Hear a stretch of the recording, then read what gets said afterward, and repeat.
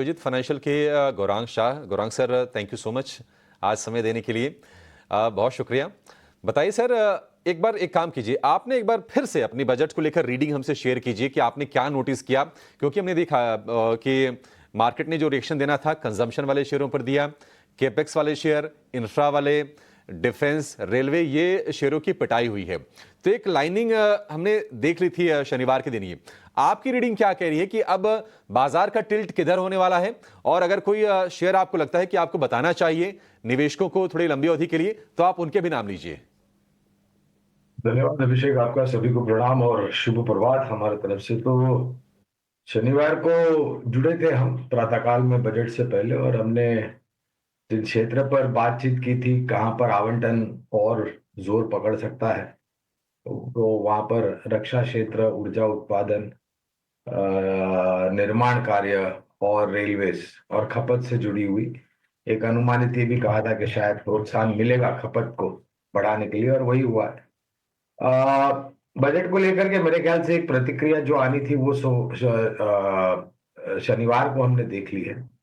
शायद एक औपचारिक स्तर पर थोड़ा बहुत और रिएक्शन आज दे बाजार, क्योंकि 2 दिन मिले हैं बजट को पढ़ने के लिए और समझने के लिए और उसका विश्लेषण करने के लिए। तो शायद आज एक आपको और रिएक्शन आता हुआ दिखेगा। लंबी अवधि के लिए हमने निरंतर यही राय दी है कि अगर आपका नजरिया 1.5-2 साल या उससे अधिक का है, तो आपको वित्तीय क्षेत्र, रक्षा क्षेत्र, निर्माण कार्य।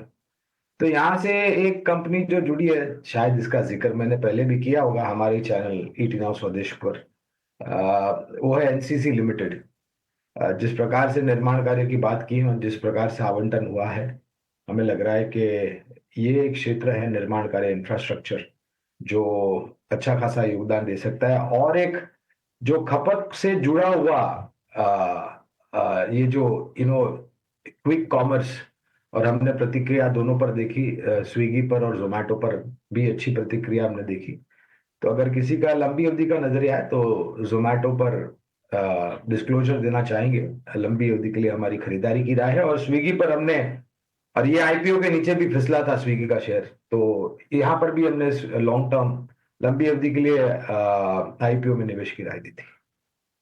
गौरांग सर, एक संक्षेप में आंसर आप से और चाहेंगे, ये इंफ्रा स्टॉक्स को लेकर अपना मोह भंग करने की जरूरत तो नहीं है, क्योंकि हमने देखा कि इलेक्शन ईयर था, बावजूद उसके 10.18 लाख सीआर का कैपेक्स सरकार ने रिवाइज करके दिया है, और जो नेक्स्ट ईयर का जो कैपेक्स है 11.21, मुझे तो वो ठीक लग रहा है।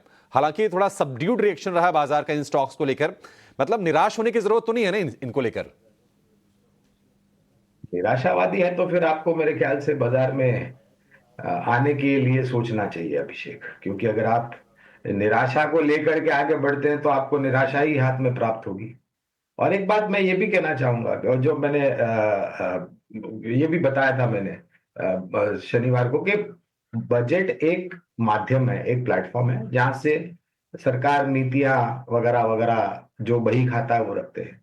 लेकिन बजट के बाहर भी सरकार ने बहुत सारी नीतियां बनाई हैं और जमीनी स्तर पर लागू की है। तो ऐसा नहीं है कि बजट हो गया तो फिर अब भी 1 साल के लिए आपको सरकार की तरफ से कोई परिवर्तन होता हुआ नजर नहीं आएगा। आएगा, उसमें क्या है। और बड़ी बड़ी घोषणाएं बजट के बाहर भी की है सरकार ने। और मुझे नहीं लगता है कि निर्माण कार्य को लेकर के, रक्षा क्षेत्र को लेकर के, या फिर भारतीय रेल को लेकर के, ऊर्जा उत्पादन को लेकर के, न्यूक्लियर पावर की बात की है वित्त मंत्री जी ने। मेरे ख्याल से एक बहुत बड़ा बदलाव है जो लाने का प्रयास कर रही है सरकार। निश्चित तौर पर हम भी इत्तेफाक रखते हैं सर इससे, कि बजट के बाहर भी तमाम घोषणाएं होती हैं और इकोनॉमी में उसका इम्पैक्ट दिखता है।